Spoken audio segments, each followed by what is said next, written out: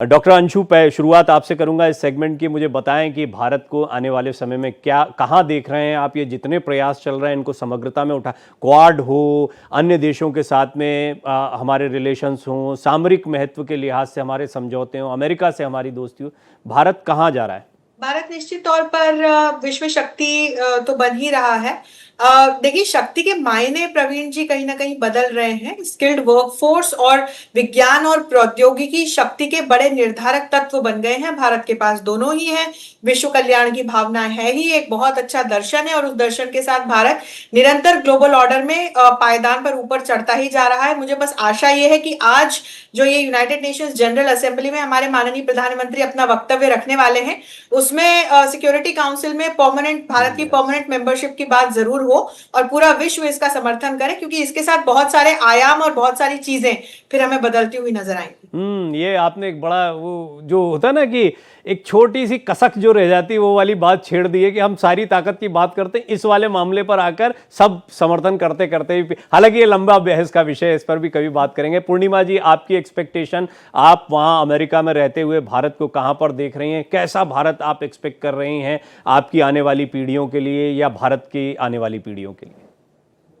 देखिए, भारत एक ऐसा लैंड है, एक ऐसा सिविलाइजेशनल वैल्यू ड्रिवन लैंड है कि आज की कोई भी कंट्री, कोई भी नेशन ये टक्कर नहीं लगा सकता, because of the fact that Bharat is not 78 year old. It's actually अभी आप डिग करते रहे तो फॉर 10,000 ईयर ओल्ड सिविलाइजेशन है। रोज ही कुछ ना कुछ हमें देखने की मौका मिलते हैं कि हमारी जो माइथोलॉजी बोला गया है, माइथोलॉजी रियली नहीं है, वो हिस्ट्री है and it's part of our civilisation. तो फ्रॉम दैट एंगल जो भारत की जो एक डीएनए है, it's unmatchable at this point of time. And Modi ji ने ये कहा है कि भारत आग में जलाने वाले शक्ति नहीं है, वो सूरज की जैसा किरणें देने वाले शक्ति है। It matters because powerful doesn't mean that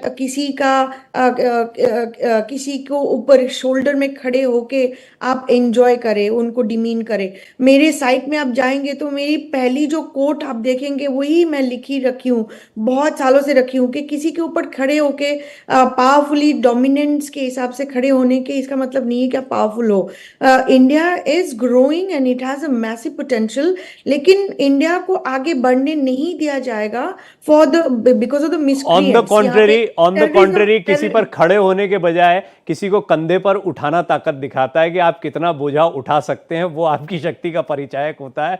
doctor Bhavna, economically India को हम बहुत सारे चैलेंजेस देखते हैं और बात करते हैं, मतलब देखते हैं क्या है, इसके बारे में चर्चाएं खूब होती है, एग्जैक्ट फैक्ट्स एंड फिगर्स नहीं होते, हम पॉलिटिकल कमेंट्स में ज़्यादा उलझ जाते हैं और फिर रहा सहा काम सोशल मीडिया कर देता है, यूट्यूब के एक्सपर्ट्स कर देते हैं। थोड़ा सा बताइए, इंडियन इकोनॉमी कहाँ जा रही है और फ्यूचर क्या देख?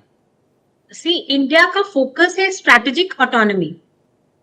ठीक है, इंडिया का फोकस जब स्ट्रैटेजिक ऑटोनॉमी पे है तो हम ट्रांसफॉर्म जो हो रहे हैं that is on global governance. अब हमारी ग्लोबल गवर्नेंस की, ये इकोनॉमिक्स से मैं थोड़ा हटके बता रही हूँ क्योंकि ग्लोबल गवर्नेंस है। We are now standing as a leader और India now consider to be opportunity create करता है। जो कल हमारे ऑनरेबल प्राइम मिनिस्टर ने बोला कि अब हम जो ऐसे देश बन चुके हैं जहां हम अपॉर्चुनिटी को क्रिएट कर रहे हैं, जहां हम ट्रेड और इन्वेस्टमेंट को क्रिएट कर रहे हैं। ये ना कि हम दूसरे के पास जाके हाथ में मिला के, अब हमारा हैंड्स ऊपर है, हम देने वाले हो गए हैं। हमारे यहाँ ग्लोबल यूनिवर्सिटीज आ रही हैं, हमारे यहाँ ग्लोबल कंपनीज आ रही हैं। तो India is considered to be opportunist. India is opportunist taking a stand as an opportunist state, country, plethora, demographic dividend, ये सारा मिला के India is a opportunist state and it is being considered one of the most vibrant economy in coming years. That's my concluding remarks. जी, major general Sehgal, हम जानते हैं कि लड़ाई लड़ना या तैयार रहना रक्षा करने के लिए तैयार रहना, ये तो ताकत का द्योतक है ही, ताकत को दिखाता है। लेकिन असली ताकत वो है कि कोई आंख उठाकर देख भी ना पाए, वो सोचे 4 बार। जैसे अमेरिका अपनी ताकत को दिखाता है, उसके पास वो जनरली दूसरों की लड़ाइयों में ज्यादा कूदते हुए दिखाई देता है। अब अपने भी काफी जख्म झेल रखे हैं, लेकिन एक समय के बाद उसने ये पोजीशन बनाई कि कोई देख ही ना पाए। भारत को इस लिहाज से आप कहां देखते हैं? देखो, मैं आपको बताना चाहता हूँ, अगर आज़ादी से पहले 1000 साल का इतिहास देखो तो जो भी देश खैबर पास के माध्यम से आया हमारे ऊपर हमें हुआ, जो भी समुद्री तट से आया हमारे ऊपर हमको पिछाड़ गया। आज़ादी के बाद हमने 5 लड़ाइयाँ लड़ी, 62 की लड़ाई हम हारे चाइना से because of bureaucratic and political stupidity. बाकी 4 लड़ाइयाँ हम बड़े शानदार तरीके से जीते। आज दुनिया की सबसे ज़्यादा रिगार्डेड, रिस्पेक्टेड और रेवर्ड जो आर्म फोर्सेज है हिंदुस्तानी है।